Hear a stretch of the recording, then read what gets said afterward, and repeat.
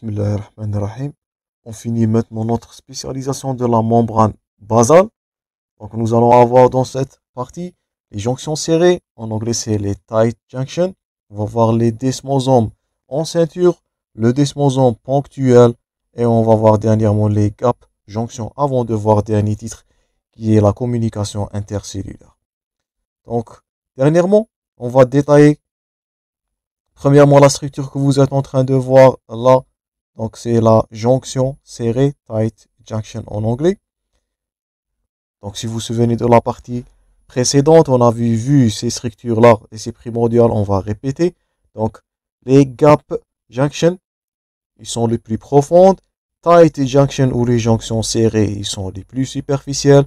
À l'intérieur de ce dernier, il s'agit de l'adhérence, bien, zonula adhérence, voire les desmosomes. Donc, commençons premièrement vers du pôle apical et on va faire descendre.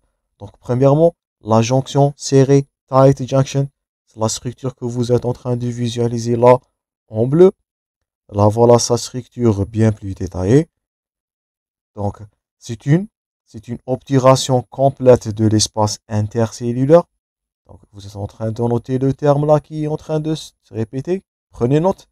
Donc, obturation, obturer complètement. Ça, c'est quel type? Si on vous pose la question, la jonction serrée, tight junction, elle est de quel type concernant la classification qu'on a vue précédemment? Donc, c'est une occludence, selon l'espace intercellulaire. Occludence est égal espace intercellulaire qui est nu. Donc, jonction serrée, elle va obturer complètement l'espace intercellulaire. Elle siège dans quelle particularité, dans quelle cellule? Elle va siéger au niveau des cellules endothéliales, les épithéliums, où elle va jouer le rôle. Le rôle, c'est la partie la plus importante à retenir. Elle va jouer un rôle de barrière sélective, imperméabilité des cellules épithéliales. Donc, elle va jouer un rôle de l'immunité, voire de garder, de protéger la cellule, de garder sa forme, sa fonction. Donc, le rôle de jonction serrée, comme le nom indique, serré, tight. Donc, c'est une imperméabilité, barrière impénétrée de type sélectif située au niveau des cellules épithéliales. En microscopie électronique, cette dernière, donc, elle est composée de 5 feuillets. Un feuillet sombre qui est médian, 2 feuillets clairs et feuillets sombres de chaque côté de ces dernières. Donc, on récapitule. La jonction serrée, tight junction. Là, voilà une autre structure. Donc, occlusion, occludence. Occlusion, c'est le même terme qui est en train de se répéter. Occlusion totale, imperméabilité, tout ça, c'est les caractéristiques. Si vous entendez ces termes, c'est la jonction serrée. Feuillet sombre médian à l'intérieur, 2 feuillets clairs et sombres de chaque côté, et ça fait 5. Le plus important de retenir de cette partie, c'est le rôle de cette jonction serrée et son type, c'est un occludence de rôle d'imperméabilité de barrière qui est sélectif. Et c'est la plus apicale, donc elle ne permet pas le passage intercellulaire. Donc elle va garder le pôle apical, le voilà toujours en train de se répéter. La pénétration, donc ça c'est des germes, c'est des corps étrangers, surtout si c'est dans le cas dans la lumière du type intestinal. On ne veut pas que ces germes-là, ils vont pénétrer à l'intérieur. On va revoir toutes ces notions l'année prochaine.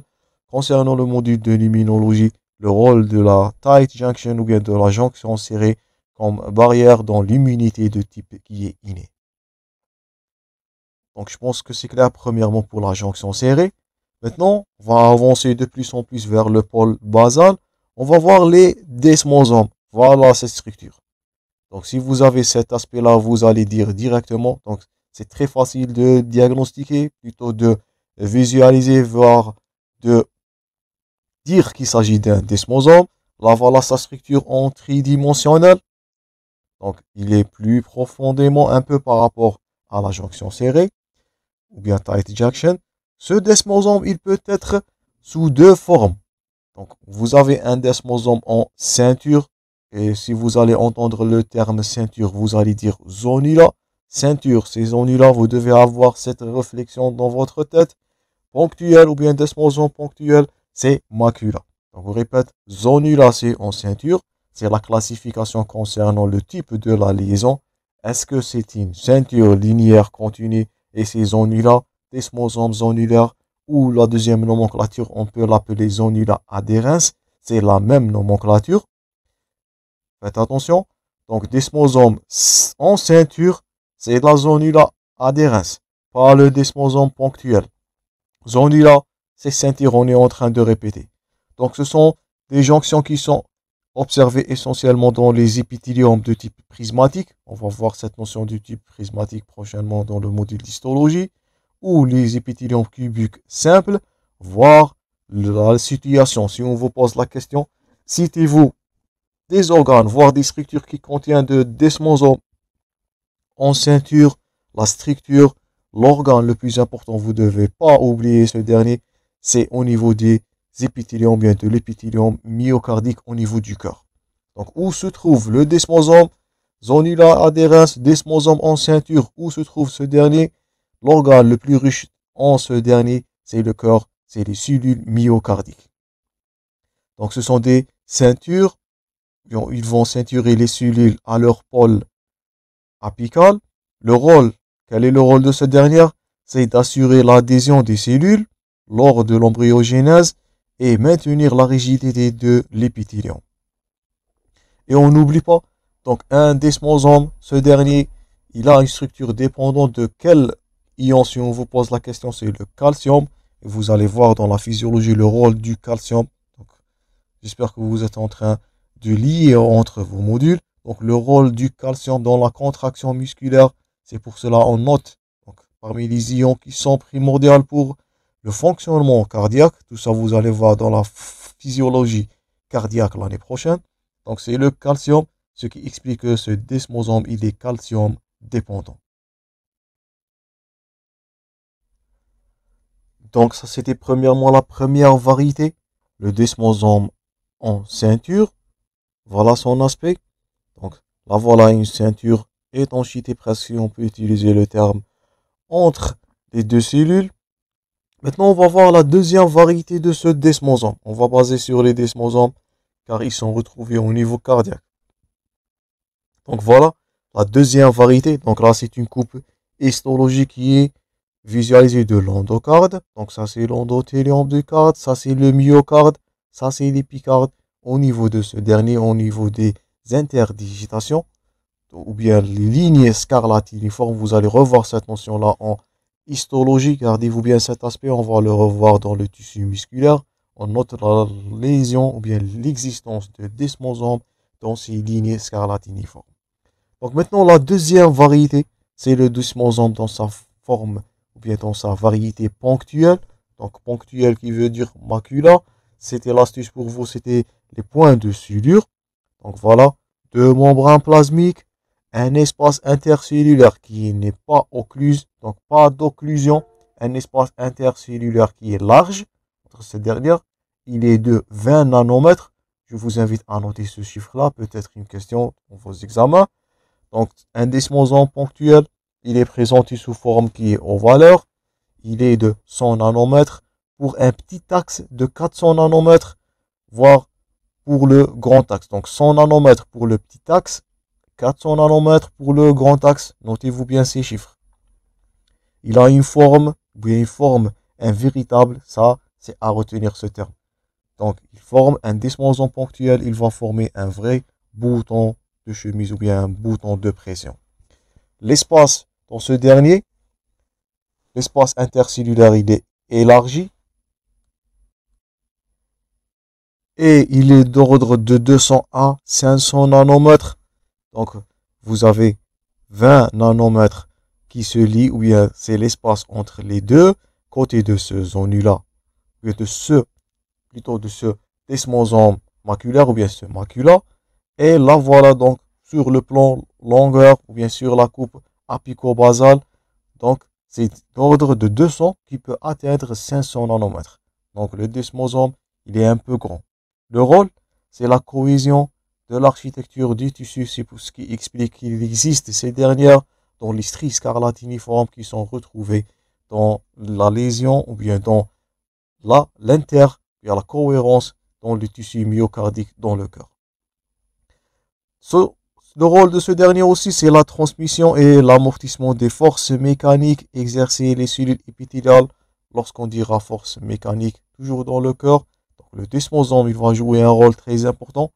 Donc, dans la pénétration de ces AD+ intercellulaires, dans le rôle de la transmission mécanique.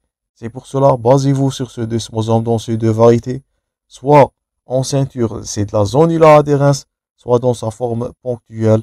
Il est à retenir, n'oublie pas ce terme-là, retrouvé au niveau de la jonction intermyocardique. Maintenant, la dernière structure qu'on va voir avant de conclure cette partie. Donc, là voilà, ce sont des desmosomes. Donc voilà les desmosomes. Vous pouvez noter, vous pouvez dire, le voilà, un espace intercellulaire qui est bien élargi. Par contre, là voilà, c'est des jonctions serrées. Donc ça, c'est les points de soudure que nous avons parlé précédemment. Vous pouvez comparer. Cette dernière, elle est plutôt apicale par rapport à ce dernier, ce desmosome. L'espace intercellulaire, il est bien élargi.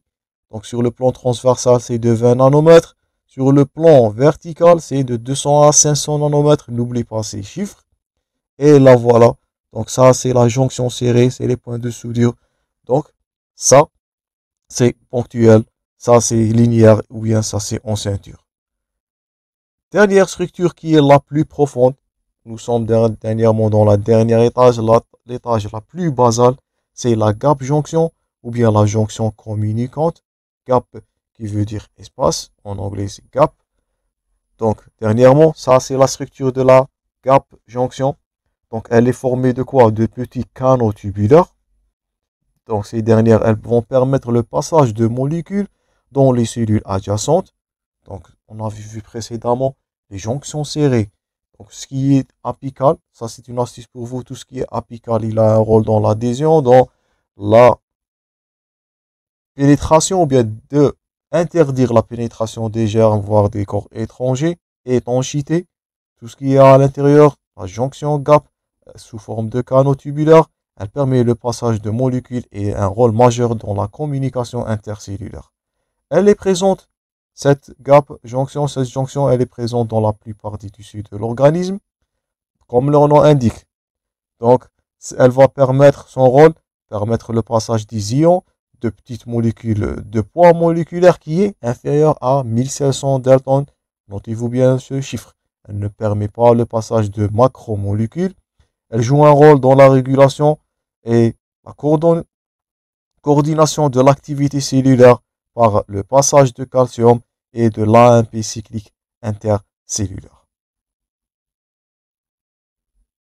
Donc, voilà un aspect donc, en microscopie électronique de cette gap junction, de ce canal communicant, donc qui permettent le passage l'ion. Si on vous pose la question, l'ion majeur transporté ou bien transfusé à l'intérieur de ces dernières, c'est le calcium. Donc dans cette partie, on a vu trois structures que vous devez baser sur ces derniers et les retenir par cœur. Donc si on revient à notre schéma initial, où on a vu au début de ce cours.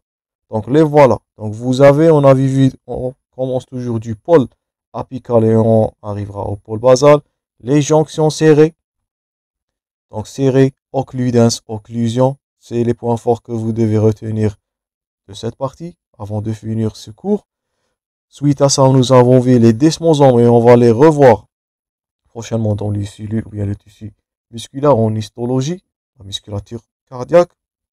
Suivi dernièrement sur le plan le plus profond vers la jonction serrée, la gap junction qui joue un rôle de communication intercellulaire et on va revoir cette communication intercellulaire dans un cours séparé bien détaillé. Donc ça c'était tous les points forts concernant les spécificités. J'espère que ces trois parties vont vous aider à différencier entre ces derniers, soit selon sur le pôle apical, soit vers le pôle basal qu'on a bien détaillé dans ces deux parties. Merci pour votre attention. Il nous reste prochainement la communication intercellulaire. On va la revoir dans une partie séparée à elle. Donc merci pour votre attention. Bon courage dans vos préparations toujours. À la prochaine dans d'autres vidéos et d'autres séries.